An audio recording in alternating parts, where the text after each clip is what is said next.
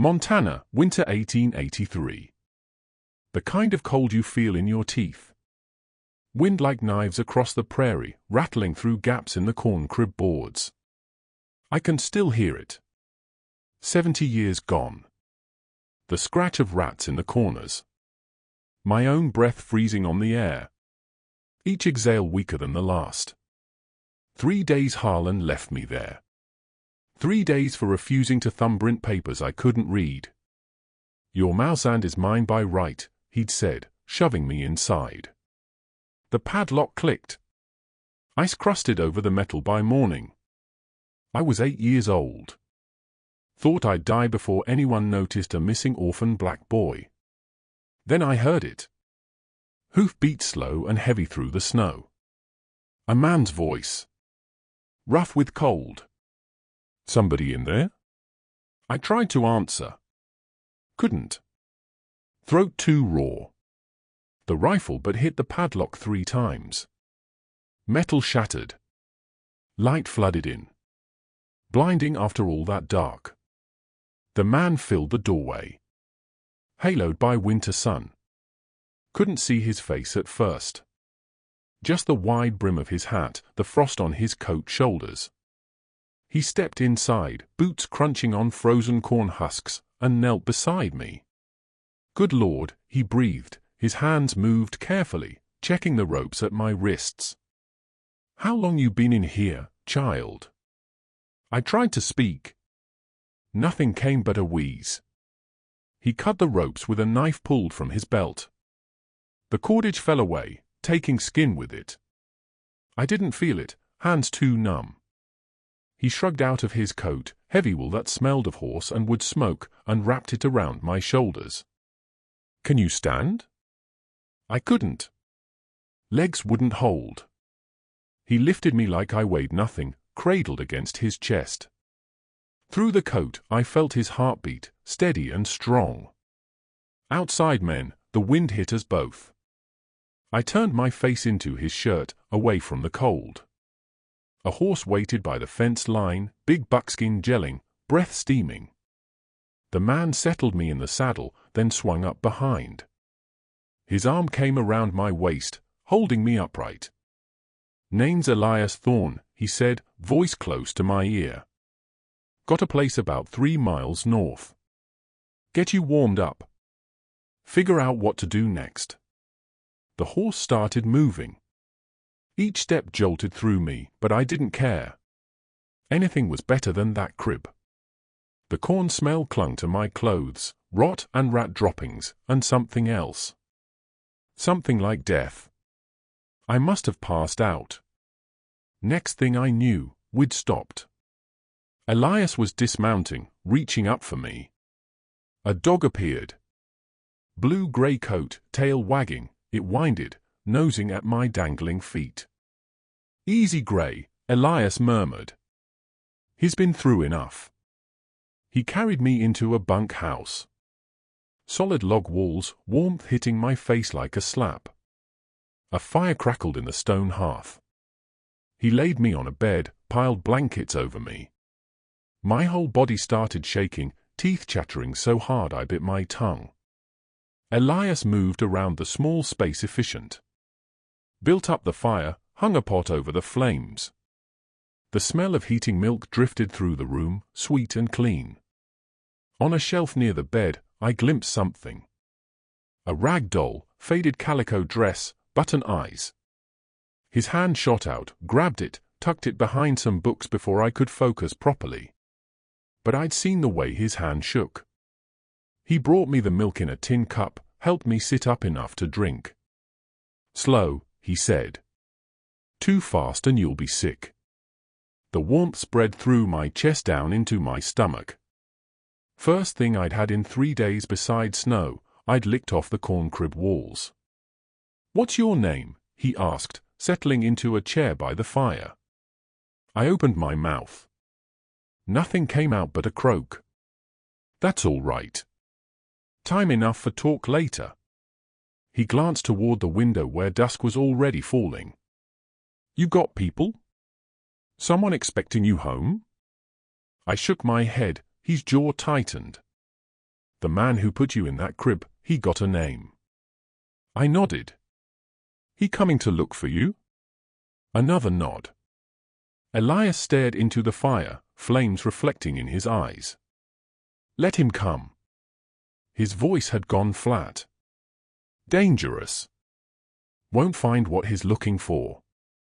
Gray patted over, laid his head on the edge of the bed. I reached out with one blanket-wrapped hand, touched his fur. Soft, warm, real. Exhaustion pulled at me heavier than the blankets. My eyes drifted shut.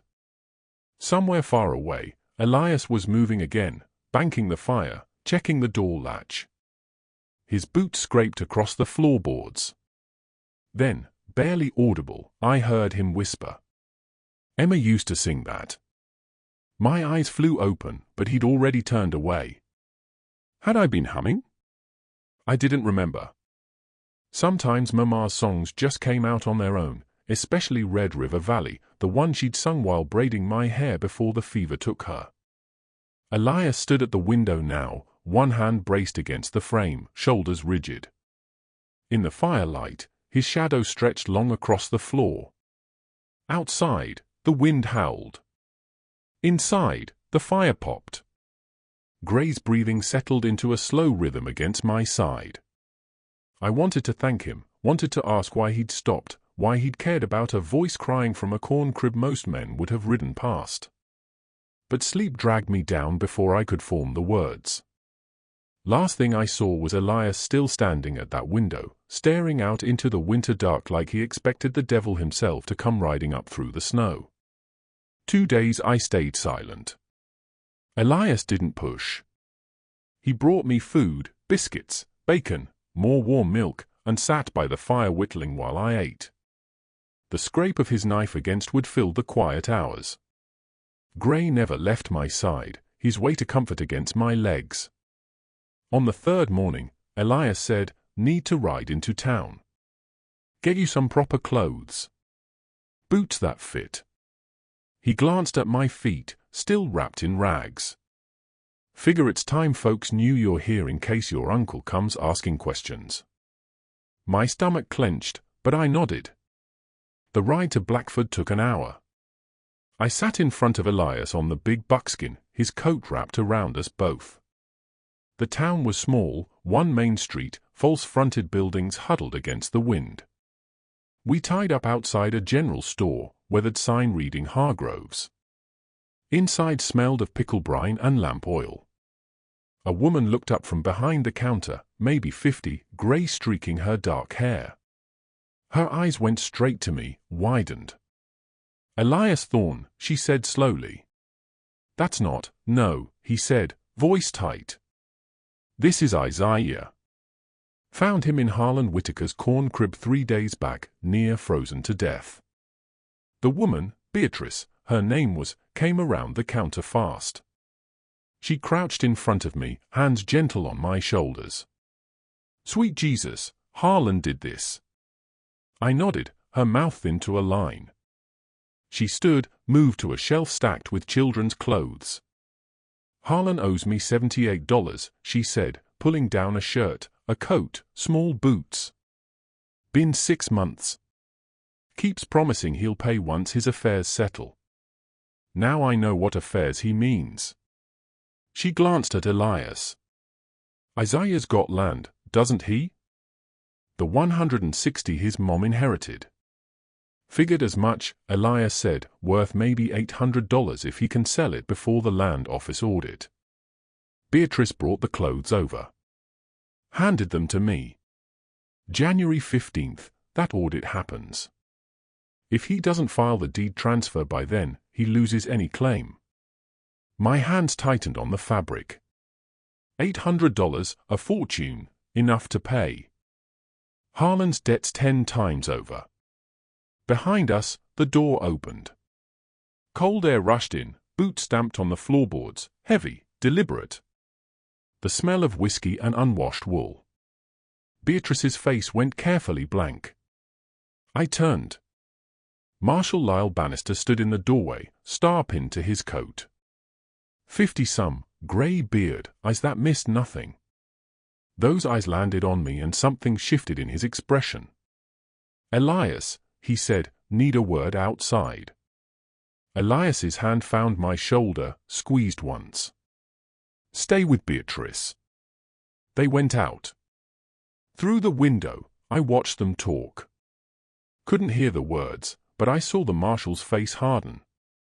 Saw him pull a folded paper from his coat pocket, shake it at Elias. Inside the store, other customers had started whispering. A woman in a bonnet leaned toward her companion. "Bachelor, keeping a boy child. No female relative present. Not proper. Whitaker is his legal guardian. Papers and all." Beatrice shot them a look that could freeze whiskey. "Mind your business, Ruth." But the damage was done. I felt it. The weight of their stares, their judgment. My face burned. Outside, Elias's shoulders had gone rigid. The marshal was still talking, gesturing. Finally, Elias nodded once, sharp and angry, and came back inside. His face told me everything before he spoke. "Marshal says Harlan filed a complaint," he said, voice carefully level. "Kidnapping, he's got papers. Court-appointed guardianship dated 1880, right after your pa died." The floor tilted under me. "Harlan's claiming he had you in that corn crib for corrective discipline." Elias continued. "Says you're willful, disobedient. He wants you returned." "No." The word tore out of me. First I'd spoken since the rescue. "No, please. I'm not giving you back." Elias crouched in front of me, hands on my arms. "You hear me?" "I won't." "But the law," he stopped, jaw working. "Marshal says Harlan's within his rights. Guardian's allowed to discipline his ward how he sees fit. Long as it's not murder. 3 days in a corn crib in winter." Beatrice snapped. "That's attempted murder." "Prove it," the marshal said from the doorway. He looked uncomfortable, but his voice stayed firm. "Harlan says he only meant to keep him there overnight. Claims he got called away to Billings on business. Came back to find him gone." "That's a lie," I whispered. "I believe you," the marshal said.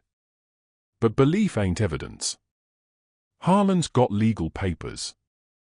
Elias's got," he paused. "Good intentions. Judge would side with the papers."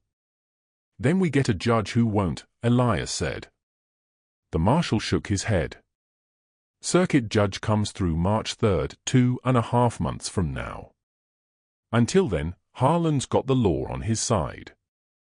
And he hesitated. "He says if you don't return Isaiah by week's end, he's filing charges, real ones. Kidnapping is a hanging offense in the territory." The room went dead silent. Elias straightened slowly. "He said that?" "His exact words. And if Isaiah testifies, tells what he did. Child's word against a property man's." The marshal's voice gentled. "Elias, I know you mean well, but you're a bachelor. No wife, no female kin to make this proper. Half the town's already talking. Harlan's playing that angle hard. Says you've got unnatural designs on keeping a boy child alone at your place." I felt Elias's rage before I saw it. The way his hands fisted, the muscle jumping in his jaw. "Get out," he said quietly. The marshal nodded, glanced at me one more time, something like pity in his eyes, and left. The door swung shut, the bell above it chimed, obscenely cheerful. Beatrice broke the silence first. "Land Office audits January 15th. Harlan needs his signature or his death before then." She looked at Elias. "He'll come for him. Let him try." But we all heard the hollowness in those words. Harlan had the law, had the papers, had time on his side. All we had was 2.5 months and the word of a man who'd already broken the law to save me. Outside, the wind picked up, Somewhere down the street, a shutter banged against a wall, steady, relentless, like a countdown. Doc Ellis's office sat above the barber shop, reached by an outside staircase slick with ice. Elias carried the clothes Beatrice had given me in a bundle, steering me up the steps with a hand on my back. The smell of bay rum and shaving soap drifted up from below. The doc met us at the door. 60-some years, stooped shoulders, hands that shook just slightly, but his eyes were sharp, taking me in with one sweep. Elias, he stepped aside. Heard you had company. Come in, both of you. Inside smelled of carbolic and camphor. Shelves lined with brown bottles. Labels written in spidery script. Examination table sat in the center covered with a clean sheet. Winter light slanted through the window. Pale and cold. He needs checking over, Elias said. 3 days in Harlan Whitaker's corn crib. No food. Little water. Doc's mouth tightened. Set him on the table. Elias lifted me up. The sheet crackled under me. Starched stiff. Doc lit a lamp, brought it close. His fingers were gentle, touching my throat, feeling for swelling. He looked at my eyes, my mouth. Listened to my chest with a cold metal circle pressed to my skin through my shirt. Frostbite on 3 toes, he murmured, examining my feet. Rope burns on both wrists. Dehydration, malnutrition. How much weight you lost, child? I didn't know. Couldn't remember what I'd weighed before. He glanced at Elias. He needs to undress. Check for other injuries. I went rigid, shook my head hard. Isaiah, Elias said softly. Doc needs to see. Make sure nothing's broken. Nothing's, he stopped. Nothing worse. I shook my head again. Couldn't, wouldn't. The thought of hands on me, even gentle ones, made my stomach heave. Doc studied me, then nodded. All right. Can you lift your sleeves? Show me your arms. That I could do. Rolled up the 2 big sleeves of the shirt Beatrice had lent me. The rope burns circled my wrists like bracelets, raw and weeping. Doc made a sound low in his throat. Elias, hold the lamp closer. He did. Doc pulled a magnifying glass from his pocket, examined the wounds. Deep. Went down to the dermis in places. He looked up at me. You tried to get free. I nodded. For how long? I held up 3 fingers. 3 days. Doc set the glass down, reached for a clean cloth and a brown bottle. This will sting. It did. I bit my lip hard enough to taste blood, but didn't make a sound. Doc worked methodically, cleaning, applying salve that smelled of beeswax and something bitter. He wrapped my wrists in soft bandages. Anything else hurt? He asked. Your back? Your ribs? I shook my head. He hit you before? Kicked you? A nod. How many times? I couldn't count that high. Held up both hands, fingers spread twice, 3 times. Doc's face went still. He turned to Elias. I'm writing an affidavit, medical documentation of abuse. It'll help when the judge comes through. Judge Harlan Ford won't see him till March, Elias said. Harlan's got till then to make him disappear. Then we need more than my word. Doc crossed to his desk, rummaged through papers. You said his father died 4 years back, Elias said. Typhoid took his mother first, then him 6 months later. Infected leg wound. Doc went still. I knew Marcus Hale. Good man. Came to me right before he died. Wanted, he stopped, memory shifting behind his eyes. Wanted me to witness something. Said his wife's people couldn't be trusted with Isaiah if he passed. Elias straightened. Witness what? A will. Doc's voice sharpened. Marcus had me sign as witness. Me and Father Delgado, the traveling priest. Marcus said if anything happened to him, he wanted Isaiah's guardian named properly. Didn't trust the courts to do it right. My heart kicked hard against my ribs. You remember who he named? Elias asked, voice carefully neutral. Doc frowned, thinking. Can't recall the exact name, but I remember him saying, he looked at Elias. Said it was a man he'd trust with his life. Someone who'd understand what it meant to lose everything and still keep going. The air in the room changed. Where's the will now? Elias asked. Marcus kept it with his wife's things. Personal effects. Said Isaiah would know where to find them when the time came. Doc paused. Harlan ever give you your mother's belongings, child? I shook my head. Then they're still somewhere. Maybe at Harlan's place. Maybe, he looked at Elias. Maybe somewhere safer. Elias's expression shifted. Marcus and I worked cattle together years back before he settled with Lena. When she took sick, he asked if I'd store some of their things at my place. Keep them dry, safe, said his voice caught. Said Isaiah might need them someday. Then that's where the will is, Doc said. Find it. If Marcus named someone other than Harlan as guardian, Harlan's claim is void. Fraud. Hope flared in my chest, bright and painful. Even if we find it, Elias said slowly, it's for years old. Harlan's been his guardian all that time. Court might say his claim's valid by now. Will or no will. Might. Doc agreed. But it's a weapon. More than we had an hour ago. He finished his notes, signed the bottom of the page with a flourish. This affidavit states Isaiah Hale suffered severe abuse under Harlan Whitaker's care. Rope burns, frostbite, malnutrition, signs of repeated physical trauma. That's evidence, Elias. Physical documented evidence, not just your word or his. Elias took the paper, folded it carefully. Thank you, document. Thank me when he's safe.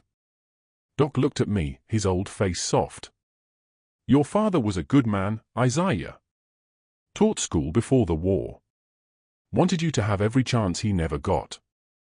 He'd be proud you fought back in that corn crib. Take spine to keep fighting when the cold wants you to sleep. I felt tears prick my eyes. Blinked them back. Doc handed me a peppermint stick from a jar on his shelf for courage. Outside, the afternoon light was already fading. Elias helped me down the icy stairs, one step at a time. At the bottom, he stopped, looked down at me. Your mama kept a Bible, he said. Big one, leather cover. That sound right? I nodded. Then we go home and find it. Home.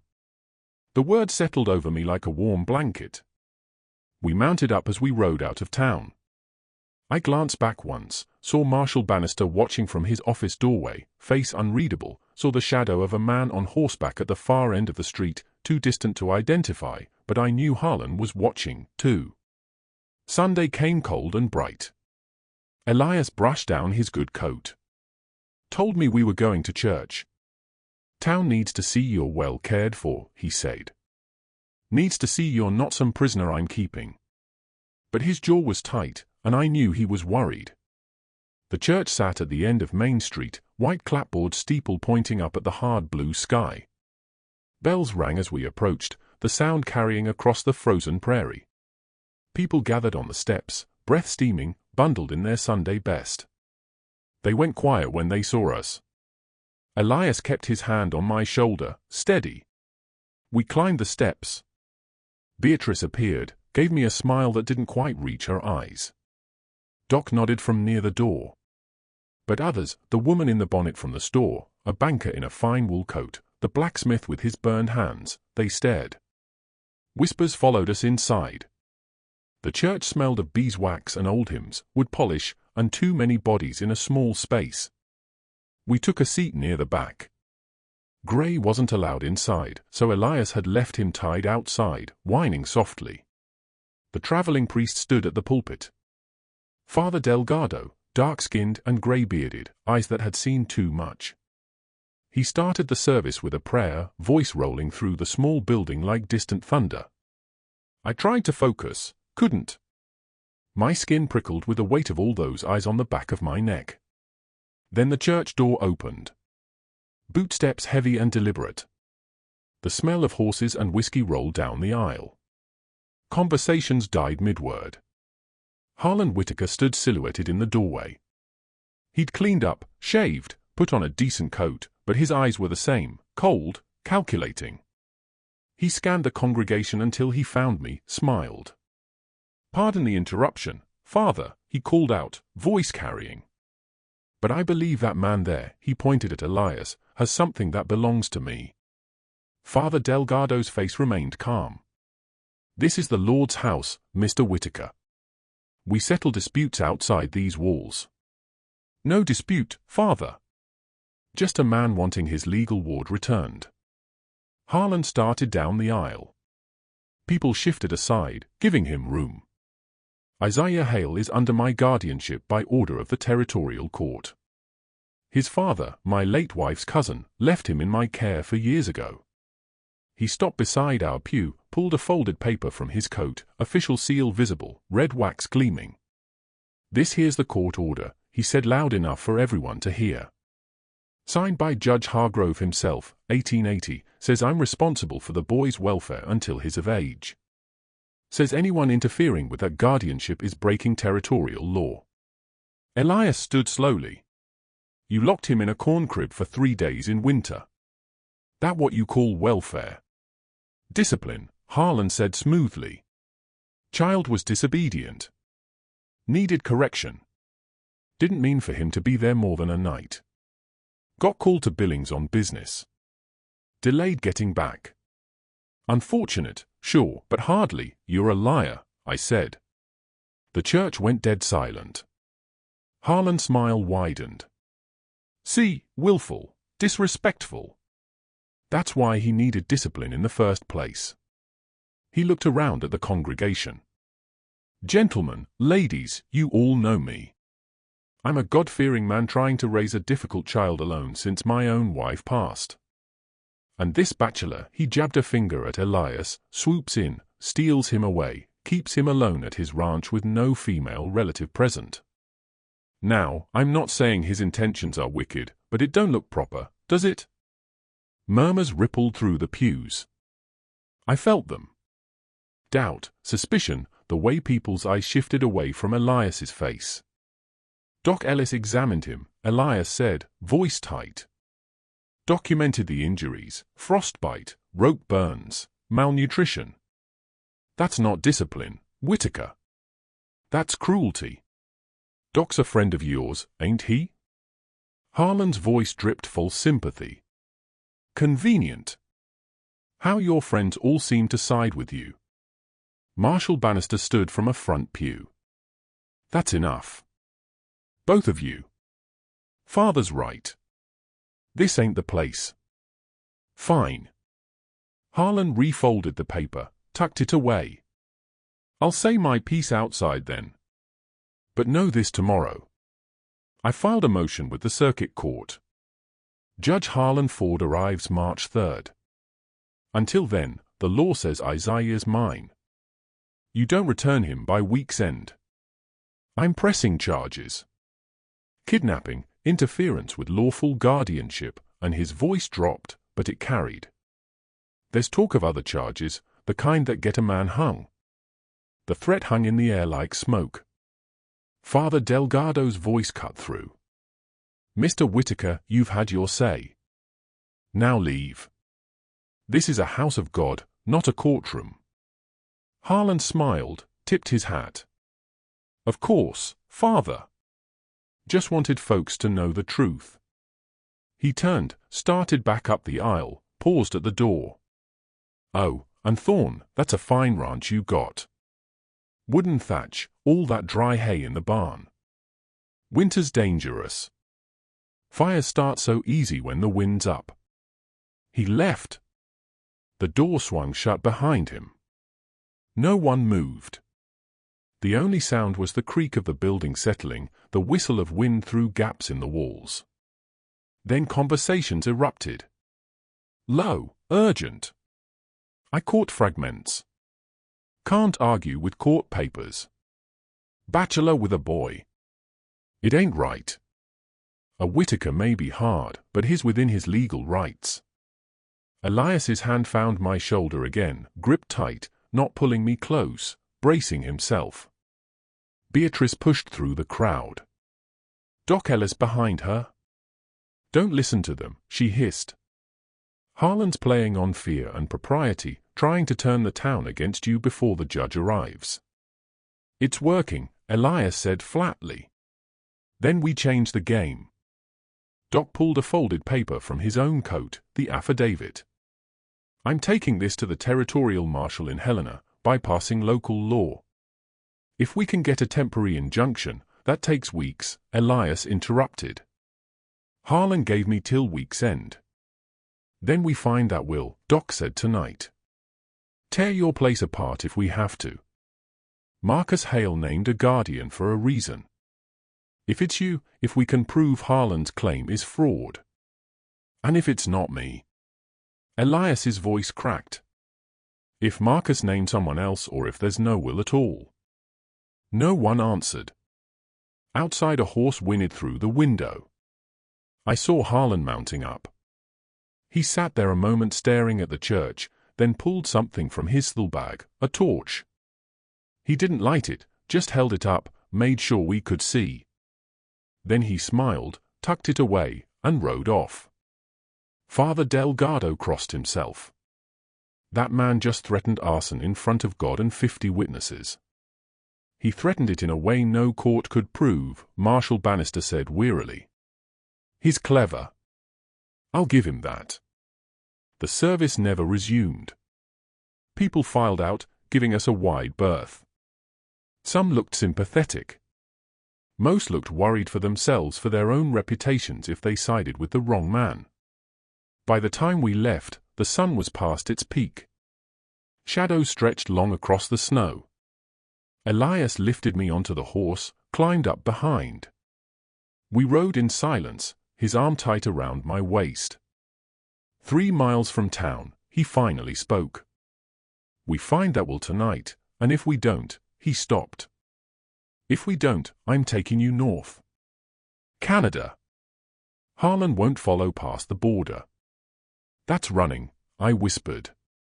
That's surviving, his voice was rough. I won't let him burn us out, Isaiah. Won't let him drag you back to that corn crib. I already failed one little boy. I won't. He choked off. I twisted in the saddle, looked up at him. His face was stone, but his eyes were wet. What was his name? I asked. Your son? He flinched like I'd struck him. Long silence. Then Emma. What happened to him? Scarlet fever. 3 years ago. He was 8. His arm tightened. Same age as you. Understanding crashed through me. That toy on the shelf. The way he'd hidden it. The catch in his voice when I'd hummed Mama's song. I'm not him, I said quietly. I know, his voice broke. But I can save you. That's got to count for something. The ranch came into view. Small, solid, smoke curling from the chimney. Gray bounded out to meet us, tail wagging. As Elias helped me down, I saw it. Fresh hoof prints in the snow, circling the barn, too large to be from our morning departure. Someone had been here while we were gone. Elias saw them, too. His hand dropped to the knife at his belt. We approached the barn carefully. The door hung open. Just an inch, but enough. Inside, nothing looked disturbed, but the smell hit me immediately. Kerosene splashed across the hay bales, pooled in the corners. On the workbench sat a piece of paper, weighted down with a horseshoe. Elias picked it up, read it, face going white. He handed it to me. The letters were crude, scrawled in charcoal. Return him by Friday or burn. It was Tuesday. We had 3 days. Elias spent an hour clearing the kerosene-soaked hay, dragging it outside to a safe distance, burying it in snow. The smell lingered, sharp and threatening. I helped where I could, carrying smaller bundles, stomping down the snow. Gray paced the perimeter, growling low whenever the wind shifted. By the time we finished, dusk had fallen. Elias locked the barn, checked every window latch on the bunkhouse twice, built the fire up high. We ate cold biscuits and jerky. Neither of us hungry, but both needing something to do with our hands. Tomorrow, Elias said finally. We search for that Bible. Every trunk, every box, every corner of this place. I nodded, but doubt gnawed at me. For years since Mama died. What if Harlan had already found it, burned it? What if there was no will at all and Doc's memory was just wishful thinking? Elias must have seen it on my face. Get some rest, he said gently. Long day tomorrow. I lay down on the bed, but sleep wouldn't come. Through the window, I watched the barn's dark shape against the stars, imagined flames crawling up the walls, consuming everything. Elias sat by the fire, knife in hand, working a piece of wood. The rhythmic scrape filled the silence.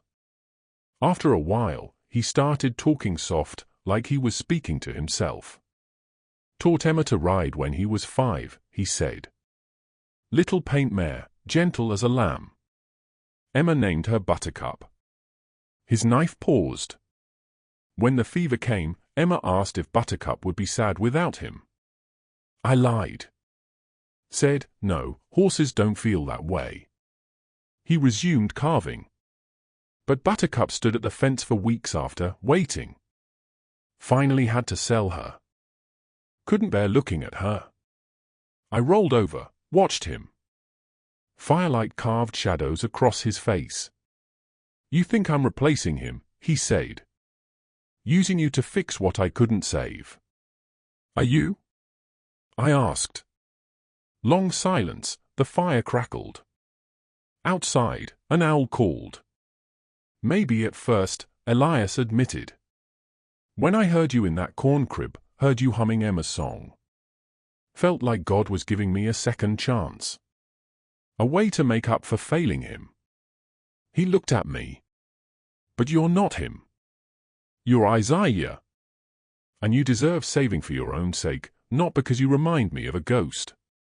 What if we don't find the will? My voice came out small. Then we fight without it. He set down the knife, the half-carved figure. Harlan's got law on his side, but law ain't everything. Sometimes a man's got to choose between what's legal and what's right. And if you lose, if they hang you for kidnapping, then at least I'll know I tried. He stood, crossed to the shelf, took down Emma's toy soldier, brought it to me. His name was Emmeline Thorne. Born April 12, 1875. Died February 3, 1881. He liked sugar cookies and hated green beans.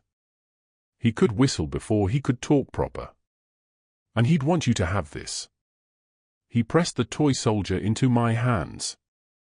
The fabric was soft, worn from being held, but an eye slightly loose. One arm had been restitched, the thread a different color.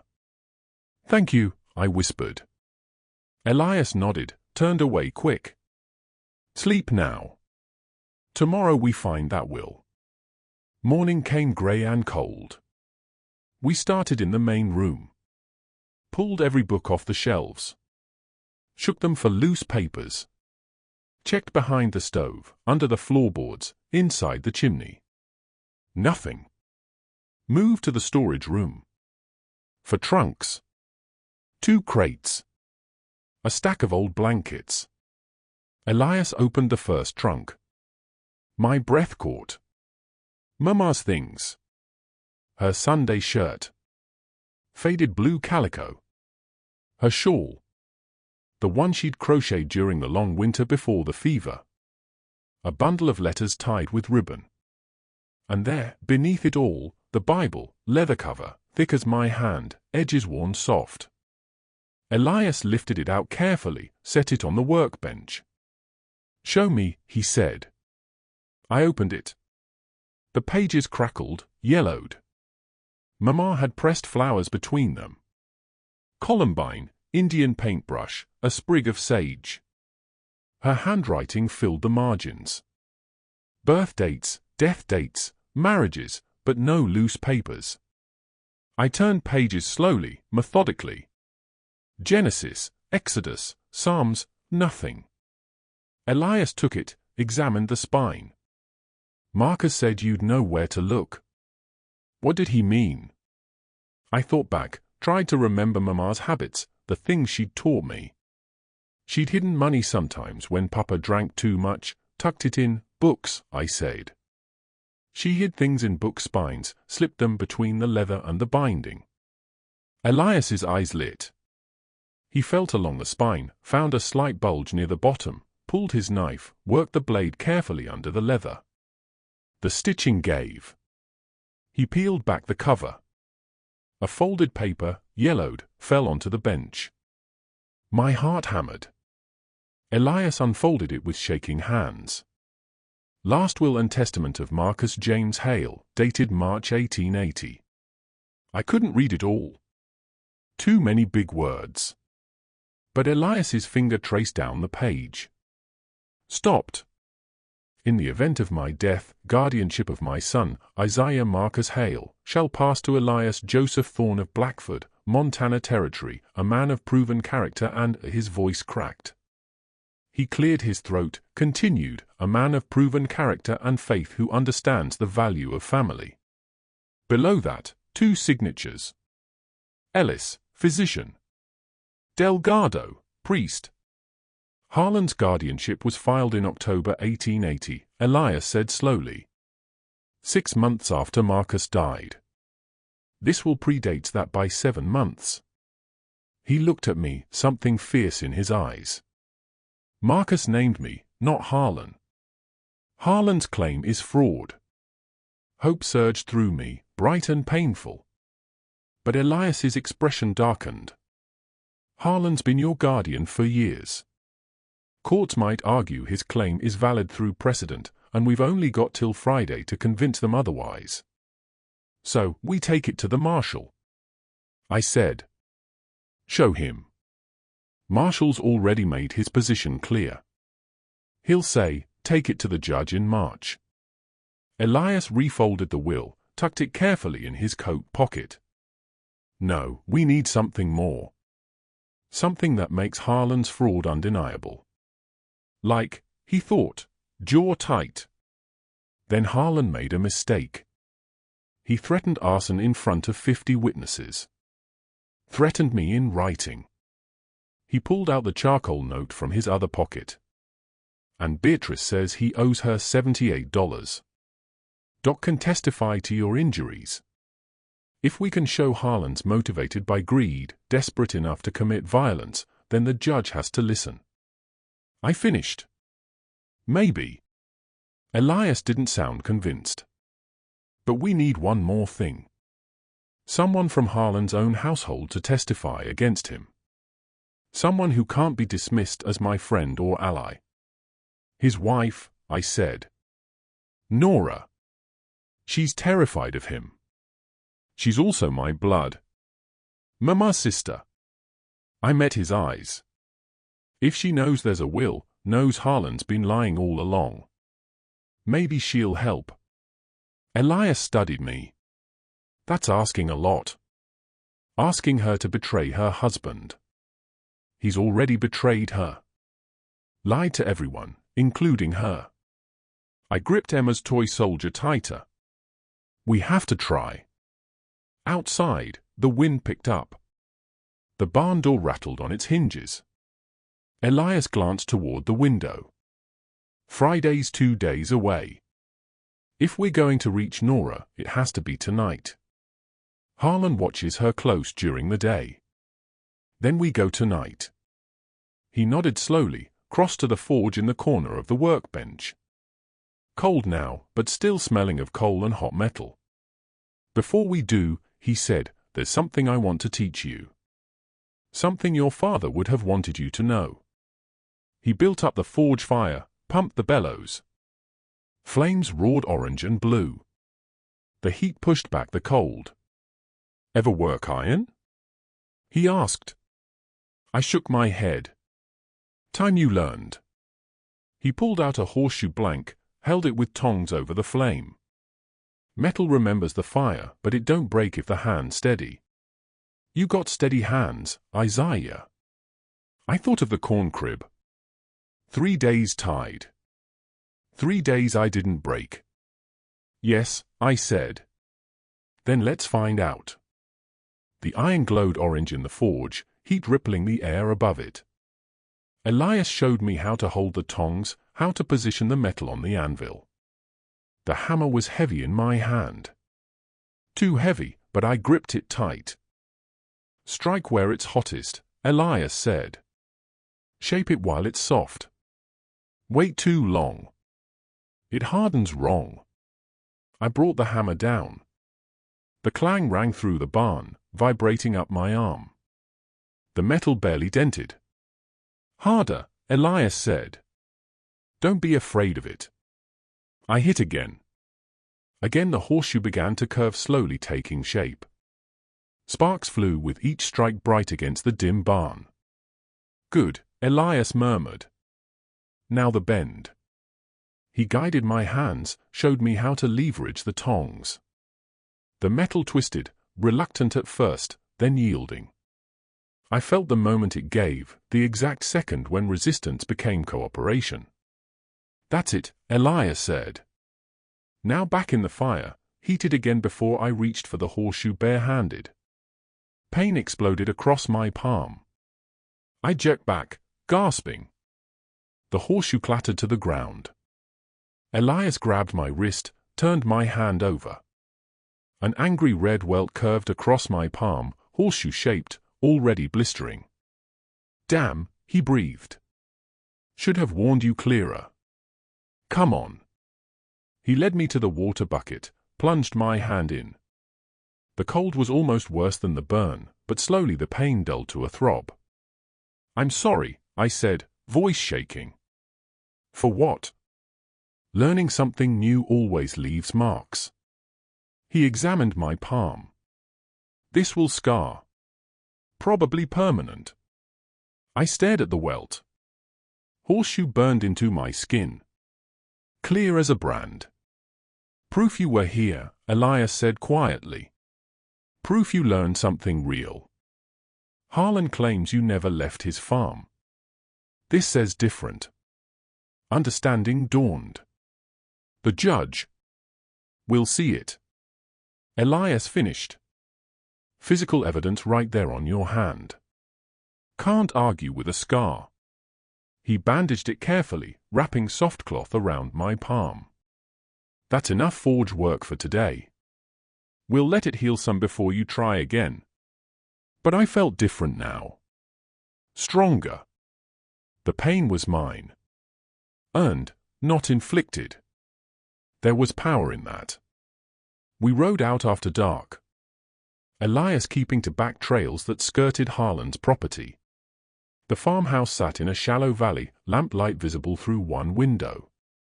Smoke curled from the chimney, thin and weak. Harlan was stingy with firewood. Elias reined up in a copse of cottonwoods a quarter-mile out. Wait here, he said. Keep low. I'll see if I can get Nora alone. She doesn't know you, I said. She'll be scared. She knows you. Then I should come. Too dangerous. If Harlan is at the tavern, I interrupted. Every Wednesday night, drinks till they throw him out. Elias studied me. How do you know? Because that's when Nora would let me sit by the fire. Only night, she wasn't afraid he'd see her being kind. Elias's expression softened. All right, but you stay behind me. Anything feels wrong, we run. We crept closer, keeping to shadows. The house was dark except for that one window, the kitchen. Through it, I saw Nora's shape bent over the stove. She looked thinner than I remembered, shoulders hunched like she was bracing for a blow. Elias knocked soft on the door. 3 taps. The shape inside went still. Nora Whitaker. Elias called quietly. Need to talk to you about Isaiah. Long silence, then footsteps. The door cracked open just an inch. Lamplight spilling through. Nora's face appeared pale and drawn. Her eyes found me. Sweet Jesus, she whispered. They said you were, Vernon said.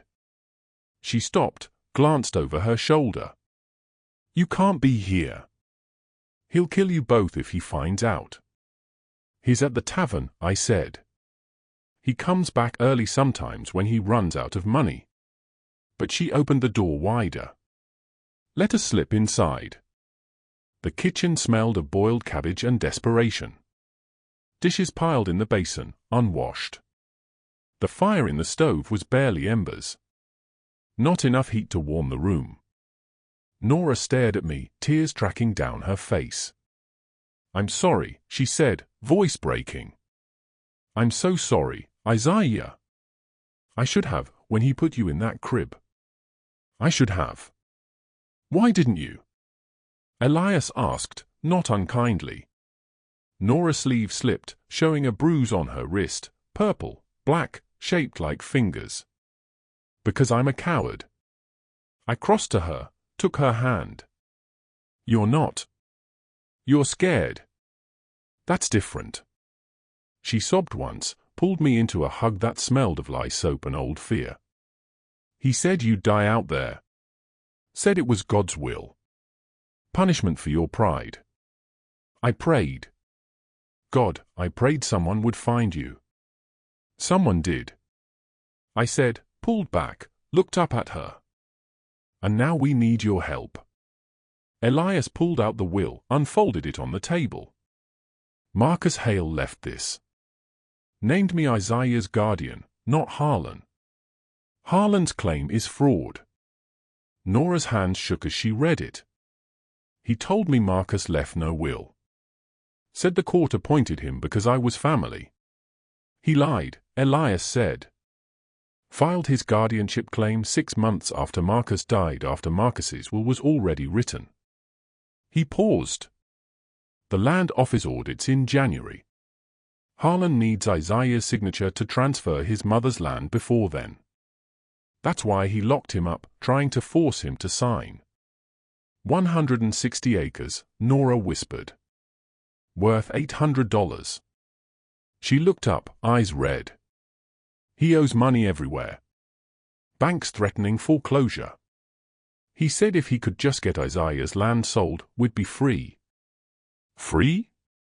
Elias repeated flatly. By terrorizing a child. Nora flinched. I know. I know it's evil, but I didn't. I couldn't. She stopped, straightened. What do you need me to do? Testify, Elias said. At the hearing in March, tell the judge what Harlan did. The corn crib, the threats, his motive. He'll kill me, Nora said simply. Soon as the judge leaves, soon as there's no one watching, he'll kill me. Then you leave him, Elias said. Tonight, come back to my ranch. Stay there till the hearing. Father Delgado can help you after. He knows convents that take women fleeing bad situations. Nora shook her head. I've got nowhere to go. No money, no family except she stopped, looked at me. Except you, Isaiah. And I already failed you once. So don't fail me again, I said. The words hung between us. Nora's face crumpled. She crossed to a loose board in the floor, pried it up, pulled out a small wooden box. Inside, a bundle of papers tied with string. Harlan's ledgers, she said. The real ones, not the ones he shows the bank. Every debt, every lie, and she pulled out a folded note. This he wrote it last week practicing what to say when he filed charges against you, Mr. Thorne. Elias took it, read. His face went white. He's claiming I assaulted him when I took Isaiah. Says I threatened to burn his farm. It's all lies, Nora said. But he's good at lying. Half the town believes him already. This proves premeditation, Elias said slowly. Proves he's been planning to frame me from the start. He looked at Nora. Will you testify to that? Tell the judge you saw him write this. Nora's hands twisted together. Outside, wind rattled the shutters. The sound of hoofbeats distant but growing closer. Her eyes went wide. He's coming back. Elias grabbed my arm. We go now. Wait. I pressed the box into my hands. Take it. Hide it. If something happens to me, if he kills me before March, make sure the judge sees it. You're coming with us, I said. I can't. Not yet. He'll hunt me down. Hurt you both trying to find me. She pushed us toward the door. Go. I'll testify when the time comes. I swear it. The hoofbeats were louder now. Elias pulled me outside into the dark. We ran for the trees low and fast. Behind us, lamplight spilled across the yard as Harlan rode up. From the shadows, I watched him dismount.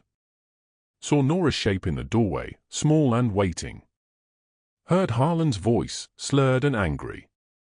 Why is the door unlocked? You've been letting someone in. We didn't wait to hear more. Thursday morning broke grey and bitter. One day left before Harlan's deadline. The box Nora had given us sat on the table, papers spread out like evidence at a trial. Elias studied them by lamplight, his face growing darker with each page. He's been planning this for months, Elias said finally. Since last summer notes here about Marcus's land, what it's worth, how to get Isaiah to sign with force. He tapped one page. This one's dated August. Boy turned stubborn. Needs harder discipline. He was already thinking about the corn crib back then. I felt sick. And this Elias held up a letter half-written draft of his complaint to the marshal. Claims I've been lurking around his property for weeks, that I'm obsessed with Isaiah. He's building a story making me look like the villain before I even found you. Gray whined at the door. Elias stood, crossed to the window. Went rigid. What? I asked. Rider coming fast. I joined him. Through the pre-dawn gloom, I could see a horse and rider pushing hard through the snow. Not Harlan. The shape was wrong. Smaller. As they drew closer, I recognized the horse, Nora's mare. But the rider. Elias was already out the door, rifle in hand. I followed, clutching Emma's toy soldier to my chest. The rider pulled up hard, the mare's sides heaving. Father Delgado dismounted, his face drawn. It's Nora, he said without preamble. She came to the church an hour ago, beaten badly, asking for sanctuary. My stomach dropped. Harlan found out she talked to us, Elias said flatly. Father Delgado nodded. She won't say much, but she asked me to bring you this. He pulled a folded paper from his coat, blood-stained at one corner. Her testimony, everything she witnessed, written down and signed. She dictated it to me in case he stopped her. In case she doesn't survive to testify. Elias took it, hand shaking. Is she alive? Barely. Doc's with her now. Father Delgado's voice hardened. Harlan broke her arm. 3 ribs. Split her lip. And when I asked if she wanted me to fetch the marshal, she laughed. Said, Lyle's cousin-in-law won't touch him. Then what will? I asked, voice small. The truth, Father Delgado said. At the hearing, with this testimony, with Doc's medical evidence, with the will, Judge Harlan Ford won't be able to ignore it. Harlan's built his power on secrets and fear. We break that. We break him. March is 3 months away. Elias said, Harlan's deadline is tomorrow. He'll come tonight. Burn us out. Claim we died in an accident. Then you leave. Father Delgado said, take Isaiah north. Cross into Canada. I'll hold the evidence. Present it to the judge when he arrives. Running, Elias said bitterly. Surviving, Father Delgado corrected. There's no shame in it. Elias stared at the paper in his hands. Nora's testimony written in the priest's careful script. I saw his face change. Saw something harden behind his eyes. No, he said, no more running. No more waiting. He looked at Father Delgado. Can you keep Isaiah safe at the church under sanctuary? Of course. But good. Elias turned to me. Pack your things. You're going with Father Delgado. What are you going to do? I asked, fear rising.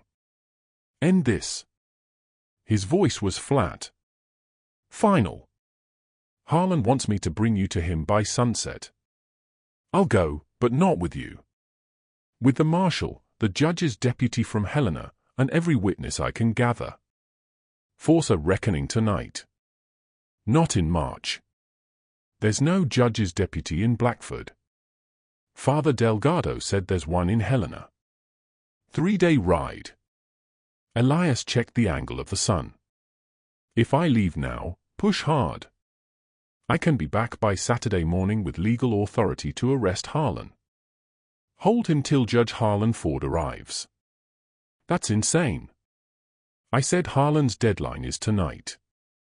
He'll come here, find me gone, and find Father Delgado instead with a letter explaining you're under church sanctuary. Elias knelt in front of me. Isaiah, I can't fight Harlan with you here.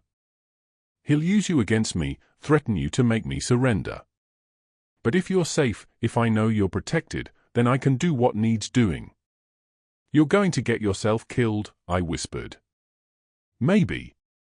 He pulled the toy soldier from my hands, pressed it back into my arms. But maybe I'm going to save us both. Your father trusted me with your life. I won't waste that by half measures. He stood, started gathering supplies, dried meat, a canteen, ammunition. Moved with the efficiency of a man who'd made up his mind. Father Delgado watched him, then nodded slowly. I'll take Isaiah to the church. Nora's already there, so he'll have company, and I'll spread word through town. Let folks know Harlan's beaten his wife near to death, that we're calling for justice. Do that, Elias said. He saddled the buckskin, tied on his bedroll. Turn to me one last time. 3 days, Isaiah. Hold on for 3 days. Can you do that? I wanted to say no. Wanted to beg him to stay, to run with me instead. But I thought of Nora's broken arm, of the corn crib, of all the years Harlan had hurt people because no one stopped him. 3 days, I agreed.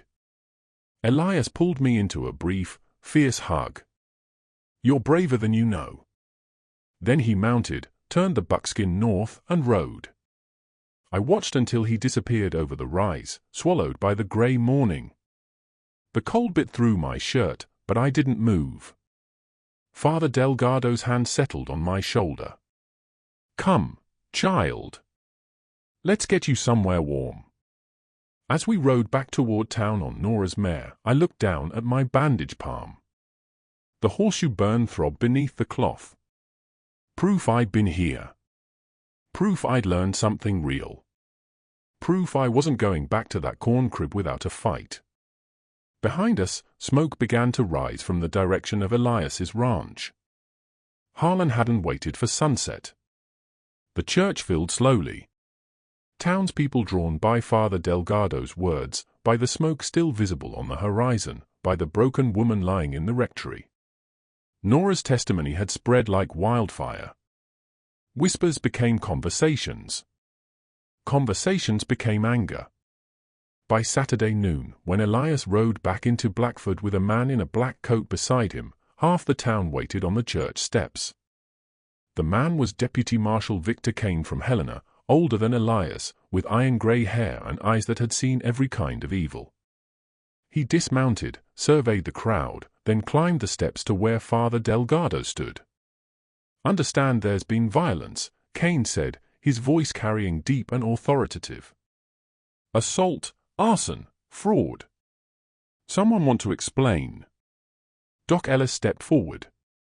"I've got a boy here with rope burns, frostbite, and malnutrition from being locked in a corn crib 3 days, and a woman with broken bones from her husband's fists, both abused by the same man, Harlan Whitaker." "Where is he now?" Kane asked. "Likely at his farm," Marshal Bannister said quietly. He'd been standing off to the side, face troubled.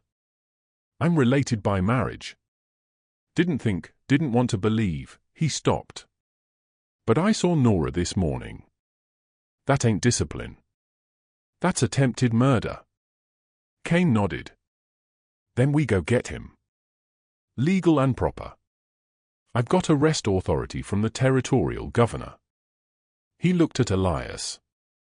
"Thorne here rode 3 days straight to fetch me. Laid out the whole case. Fraud, child endangerment, assault, arson. Brought documents to prove it." Elias dismounted, exhaustion carved into every line of his face. His eyes found me in the crowd. I pushed through, ran to him. He caught me, held on tight. "You're safe," he murmured into my hair. "Thank God." "Your ranch, barn's gone. House is damaged, but standing." Gray got out. His voice hardened. "Harlan made a mistake. Did it in daylight with witnesses. 3 people saw him ride away from the fire." Kane raised his voice. "Anyone here willing to testify they saw Harlan Whitaker commit arson?" Beatrice stepped forward. "I did from my store window. Saw him ride out toward Thorne's place Thursday morning. Saw the smoke an hour later. Saw him ride back through town with soot on his coat." 2 farmers nodded. "We saw it too from the north fields." "That's 3 witnesses to arson," Kane said, "combined with assault on his wife, fraud regarding guardianship, child endangerment." He looked at Marshal Bannister. "We need to bring him in now before he runs." Bannister nodded slowly. "I'll ride with you." "So will I," Elias said. "No." Kane's voice was firm. "You're a victim here, Thorne. You stay with the boy. Let the law handle it." But even as he spoke, a rider appeared at the far end of Main Street, Harlan. He sat his horse in the middle of the road, face flushed, hands unsteady, drunk or close to it. His eyes swept the crowd, landed on me. "There he is," he called out. "My ward, the one this man stole from me." "Harlan Whitaker," Kane said, stepping forward. "I'm Deputy Marshal Kane, Territorial Authority. You're under arrest for arson, assault, fraud, and child endangerment." Harlan laughed high and brittle. "Arrest on whose word? A bachelor with questionable motives? A wife who's always been hysterical?" He swung down from his horse, stumbled slightly. "I'm his legal guardian. Court appointed. You got no right. We have Marcus Hale's will." Elias interrupted. "Dated March 1880. Names me as Isaiah's guardian. Your claim was filed 6 months later. Fraud." Harlan's face went white then red. "That's a lie. Marcus left no will. Signed and witnessed." Doc Ellis called out. "I witnessed it myself." "So did Father Delgado." Father Delgado stepped forward. "I was there. Marcus specifically chose Elias because he didn't trust his wife's family. Said they cared more about land than kin. Harlan's hand dropped to his belt to the knife there. "Don't," Cain said quietly. His own hand rested on his pistol. "You're done, Whitaker. Way I see it, you got two choices. Come quiet or make this worse." "Worse?" Harlan's voice cracked. "I've got nothing left. Farm's mortgaged to the bank, store credits dried up, and now you're telling me the land I counted on, the $800 that would have saved everything." He looked at me, and the hatred in his eyes made me step back. "All because of you, stubborn little brat. Should have let you freeze." "But you didn't," I said, voice steady despite my fear. "And now everyone knows what you are." Harlan lunged. Elias shoved me behind him. Marshal Bannister moved fast, caught Harlan's arm before the knife could swing. Two farmers grabbed his other arm. Harlan thrashed, screaming curses, but they held him. Cain pulled iron manacles from his coat, snapped them around Harlan's wrists. "Harlan Whitaker, you're under arrest. You'll be held in Blackford Jail until Judge Harlan Ford arrives March 3rd for trial." "Trial?" Harlan spat. "What trial?" "You've already convicted me in your minds." "The trial where evidence is presented," Cain said. "Where your wife testifies, where doctors and witnesses speak, where a jury of your peers decides your guilt." He paused, though I'll wager that guilt's already clear. They led Harlan away. He fought every step, but his strength was nothing against the hands holding him. The crowd parted, silent now. Some faces showed satisfaction. Others looked troubled, confronting perhaps how long they'd let this evil fester unchallenged. Father Delgado raised his voice. "Judge Harlan Ford will convene court on the church steps Monday, March 3rd, 10 o'clock. All witnesses are called to attend." The crowd began to disperse. Elias's hand found my shoulder, steadied me. "It's not over yet," he said quietly. "Trial's still 2 months out. Harlan's got friends. Got money tucked away somewhere. He'll hire a lawyer. Fight this." "But we have the truth," I said. "Sometimes that's not enough." He looked down at me. "Judge will want to hear from you, Isaiah. You'll have to testify. Tell what happened in that corn crib. Why you refused to sign his papers." Fear twisted in my stomach. "In front of everyone. In front of everyone." His hand tightened on my shoulder. "Can you do that?" I thought about Nora Beaton for telling the truth. About Elias, who'd ridden 3 days to fetch justice. About the will hidden in Mama's Bible, proof that someone had believed I was worth protecting. "Yes," I said. Doc Ellis approached, medical bag in hand. "Let me check that burn, Isaiah. Make sure it's healing proper." I held out my palm. He unwrapped the bandage carefully. The horseshoe-shaped welt had scabbed over, angry red against my skin. "This will scar permanent," Doc said. He looked at Elias. "Good thing, too. Physical proof he was at your ranch. Learned your trade." Hard to argue with evidence literally burned into flesh. "That was the idea," Elias admitted. Doc rewrapped my hand, then straightened. "I'll document this in my report for the judge." Between this, Nora's broken bones, the will, and the witness testimony, he shook his head. "Harlan's done. Question is what sentence he gets." "Hanging," someone in the crowd murmured. "More likely territorial prison," Cain said, rejoining us. "An assault will get you 10 to 20 years. Fraud adds more. He'll die in prison if he lives that long." Elias's expression was grim. "And if he gets off somehow, if his lawyer convinces the jury, then we run," I said quietly. "You said it yourself, Canada, we disappear." "Won't come to that," Cain said. "I've seen a lot of cases. This one's solid." He tipped his hat. "I'll be staying in Blackford till the trial. Make sure no one interferes with witnesses or evidence." As he walked away, Beatrice appeared with a basket. "Made extra biscuits. Figured you two haven't eaten properly in days." We hadn't. The biscuits were warm, butter-soaked, perfect. I ate 3 before my stomach settled. The sun was setting now, painting the church steps in shades of golden shadow. Most of the crowd had gone home. Only a few remained. Doc, Beatrice, Father Delgado, Marshal Bannister. Elias looked at them, at me, then back at the empty street where Harlan had been dragged away. "Never thought I'd see the day," he said quietly. "Law actually working the way it's supposed to."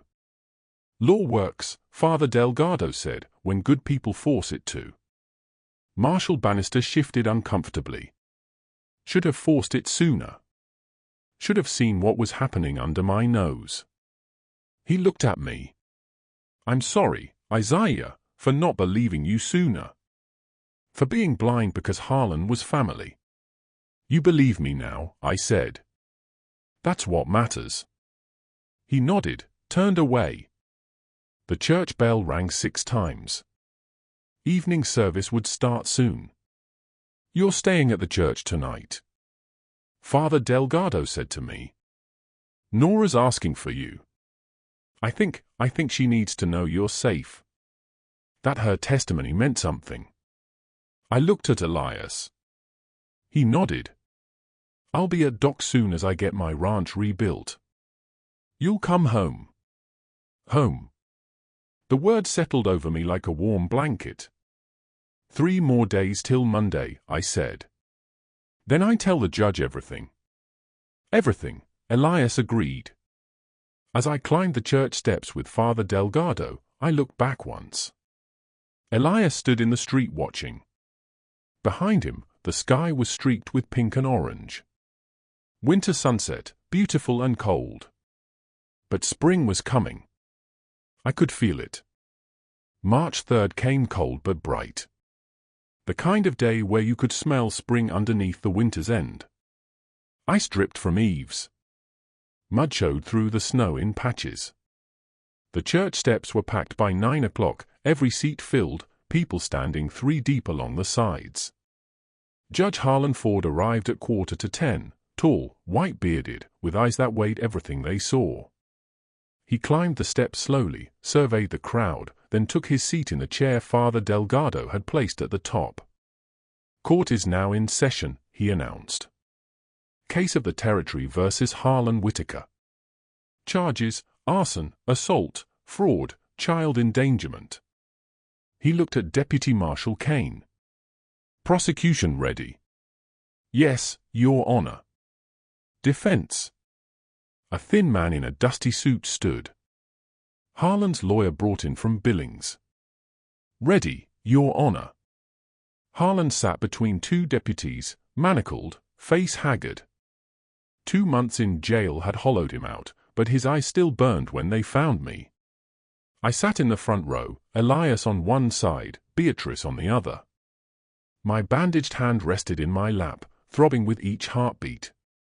Judge Harlan Ford called Doc Ellis first.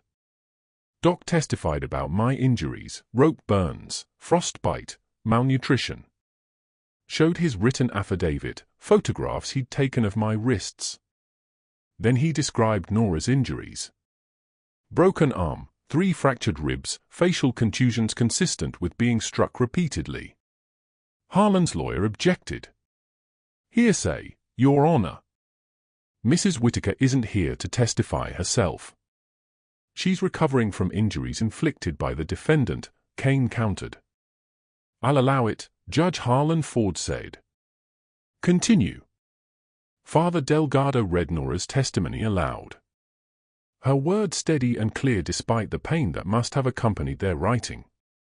She described years of Harlan's violence, his obsession with Isaiah's land. The night he beat her for speaking to Elias and me. The crowd murmured. Judge Harlanford's gavel cracked once. Order. Beatrice testified next about Harlan's debts. His desperation. Showed her ledger. $78 owed. 6 months overdue. Described how he'd muttered about solving everything once that boy signs. Then the farmers who'd witnessed the arson. 3 separate accounts, all matching. Harlan riding toward Elias's ranch, smoke rising an hour later. Harlan returning with soot on his coat and satisfaction on his face. Marshal Bannister testified reluctantly, confirming Harlan's guardianship papers, but admitting he'd never questioned their legitimacy. "I was wrong," he said, voice rough.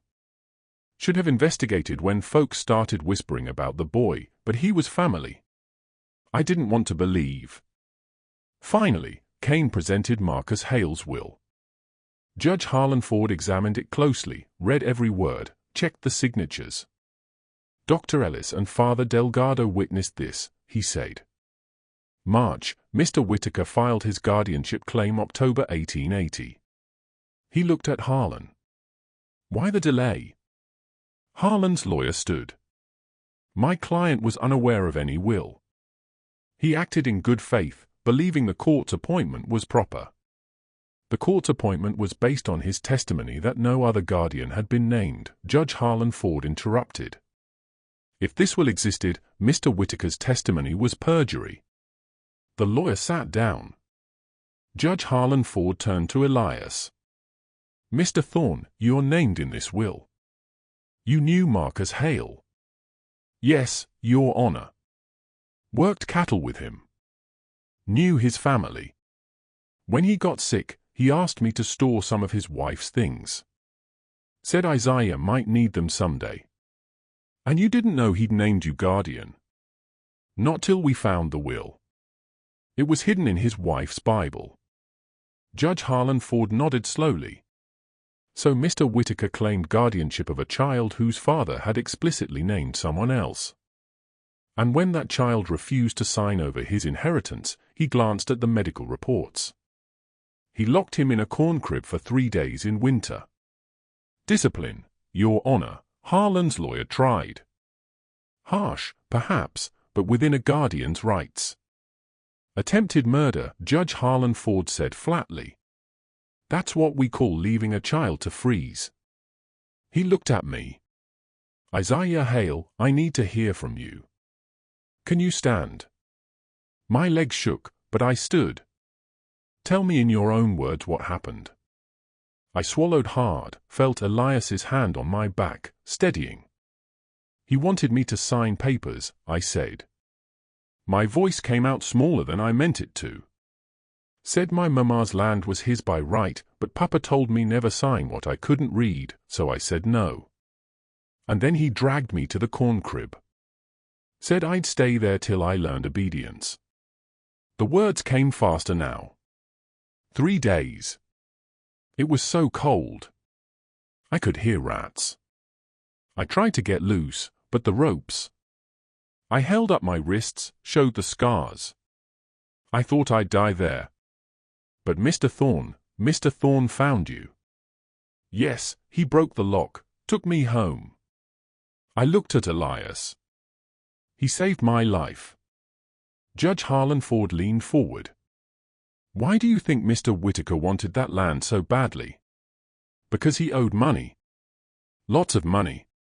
Miss Beatrice said $800 would pay all his debts." "And your land was worth $800? "Yes, sir." The judge sat back. "So he locked you in a corn crib, risking your life to force you to sign over your inheritance. Then when Mr. Thorne rescued you, Mr. Whitaker committed arson to punish him, beat his own wife for cooperating with the investigation, and throughout claimed he was acting in your best interest." He looked at Harlan. Vernon's face was purple. "That land should have been mine. Lena was my wife's cousin. I had a right." "You had no right," Judge Harlanford snapped. "Marcus Hale's will is clear.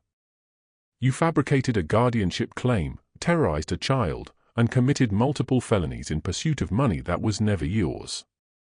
He stood. The crowd went silent. Harlan Whitaker, I find you guilty on all counts.